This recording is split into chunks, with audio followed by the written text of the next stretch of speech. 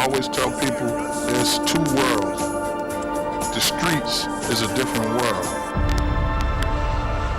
In the city of Newark, carjackings and murders, and sometimes I wake up and it's like, how much of a difference am I really making? Stop ball! I want to win a state championship too, but I want people to go to college. I don't just want to win and ain't nobody going to college. What's it for? People don't understand. If you don't have a plan, the streets have a plan out there for you. Hello, how are you? My name is Poochie Hill. We're back at another episode of Deadline. I'm here today with one of Newark's chosen young, strong lions that has seen some things, has been in the vicinity of some things, and now understands that it's far better understand than to be understood. That's Mr. Shawn "Snoop" McCray. How are you, big guy? I'm all right. How you doing? Well, we're going to jump right into it. You from the Brick. Let's start talking about how you started and how you came up in the Brick. Well, I'm a lifelong Newarker. I grew up in Central Ward of Newark. Majority of my life, I lived on Morris Avenue. My mom did when I was younger. I was born here in 1967, about 4 or 5 months before the riots. I moved and grew up in Hayes Home Projects, where I spent most of my life, and just came up in the struggle, man. The late '60s, the '70s, the '80s, early '90s. I think that was some of the best times of my life growing up here in the city of Newark. We're in the 2000s now, and I always compare when I grew up to where I am now, and it's not the same from when I grew up, because back then we had love, man. There was real community, even though people were struggling, and everybody was going through their trials and tribulations. There was a community. I mean, the community actually looked out for each other, and I think that's what we're missing now. And I'm still one of the rare people that still talk about back in the day, because if things worked, I think it should be implemented, because it helped a lot of people, growing up in the city of Newark during that time. And I think we just lost the love and togetherness that we used to have as a people. What is love to you? Caring for each other. I mean, looking out for other people. Just togetherness, man. I think togetherness breeds love. I mean, it doesn't have to be like the love a man and a woman has. That's a different type of love. I mean, just the love of your people, of your community, of looking out for each other. I think that's love. Like watching people grow and trying to steer them in the right direction. Not watching them and hoping they fail. I think we're at that time now where a lot of people are not really, on each other's side. I think we so much want people to fail so we have something to talk about, instead of hoping they, prosper so we still have something to talk about. But I think people don't like to see other people grow. Back then, the struggle was the same for everybody. Especially growing up in the projects, you couldn't lie and say you're doing better than the next person, because at the first of the month, all our mothers are in the same line trying to, cash that welfare check. There wasn't no debit cards and all that. So everything was out in the forefront. So you couldn't fake like you do now. Life was real back then. When you say, I've always defined love as, the cliche is your brother's keeper. That's when you love someone more than yourself, in the contents of caring, sharing, protecting. Urban America itself, regardless of your ethnicity, your ideology, or geographically, it was put there to help the veterans that came home from war to get a start in the home of milk and honey, which is America, North American continent. Now we're going to go right back to understanding your consciousness of Newark, New Jersey at that time. We had, I think it's 5 wards: Central, North, South, East and West. The third ward was the most architectural structured for public housing. Hayes Homes, Mercer Street Projects, Scudder Homes, Stella Wright. Stella Wright, Little Bricks. Well, James Well, Baxter Little Terrace. Bricks, Felix Flood. Right. These were all different public house dwellings. You had a multitude of maybe 3,000 families generated in one specific area. Although they were in other wards of the city, primarily when you looked at the central ward, it was looked upon by the other wards as being not that prevalent. That's the word I'll use. But yet, from my research, my living, I've seen that everyone has had to start primarily out of the central ward. It's funny how wherever you lived in Newark, East Orange, or whatever, the 24 to 9, Clifton, the 25 to 31, they all ended up right across the street from Universal, the big parking lot. So, some point in time, you come to Newark. And it's ironic that if you didn't go to Universal, you was going to Penny Arcade. Right. You would run into somebody that you maybe didn't want to see again, that you thought you might have got it off on, right, wherever you were geographically, East Orange, Hillside, wherever. I want to get back to the fact that when did you find out that organized sports was also a family too for you? For me, well, growing up in the projects, you played all sports. Basketball, football, baseball, kickball with the girls. Throwing the ball off the building. Dodgeball. You played all types of sports, so it was always something to do growing up.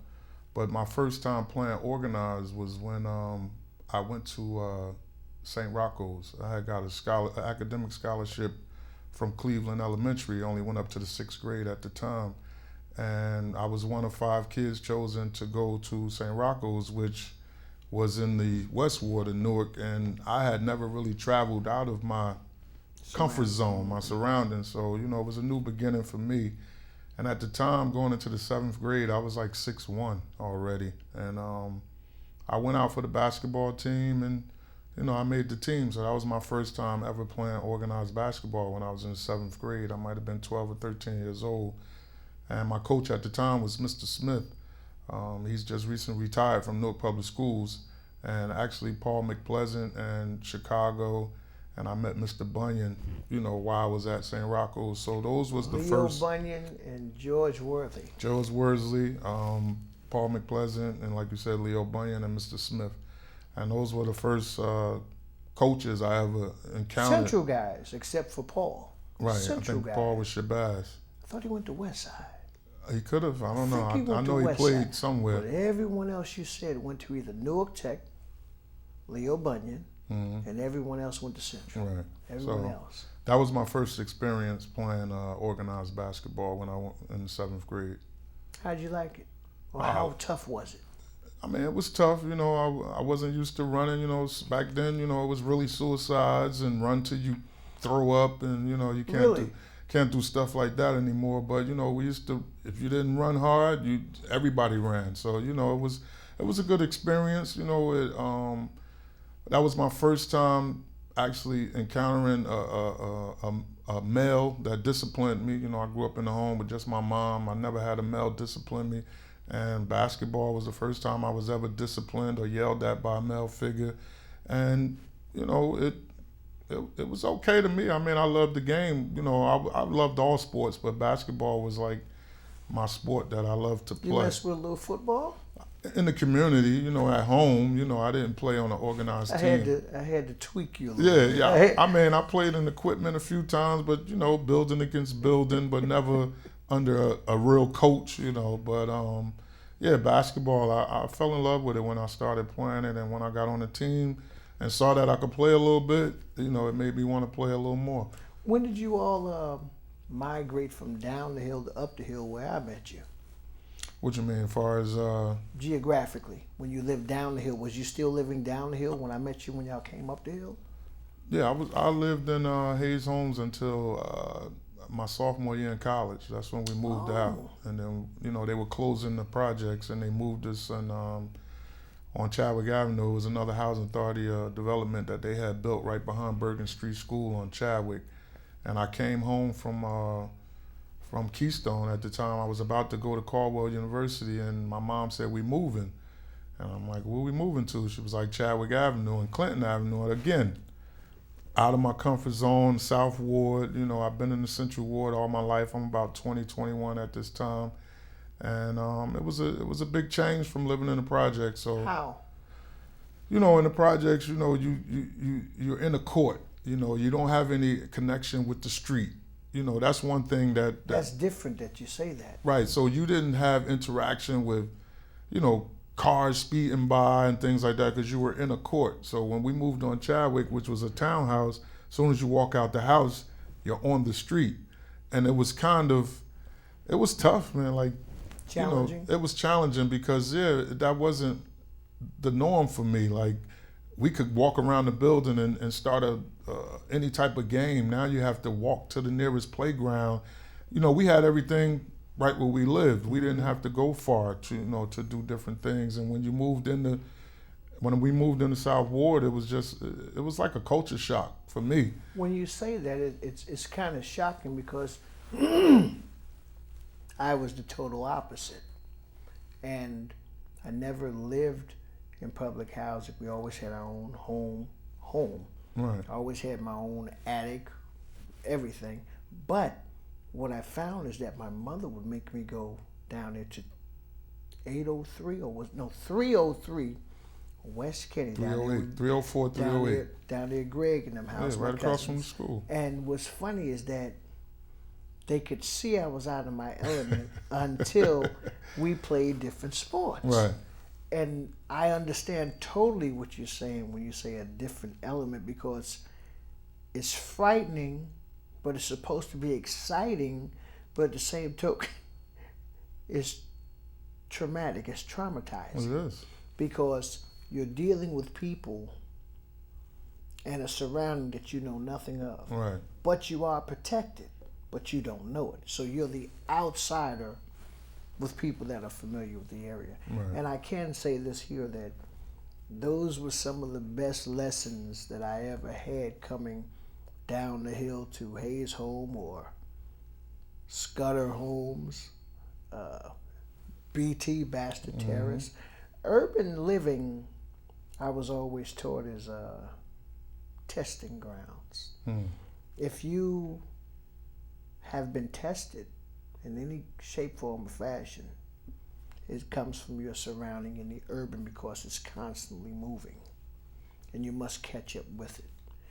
Getting from that to being a basketball star, being a privileged student that I told you I was going to get you, that had a little gravy in you too, St. Benedict's. When did you know that you was a leader? I think at a young age, man, because again, I always reflect back to the projects, because that's where the foundation was laid down, and my mom was tough. She was tough, but you wouldn't know she was tough. She opened her doors to my friends. Like, my house was the house to come to. Everybody met there. Everybody met there. Everybody ate there. They did that too. Everybody got scolded there too.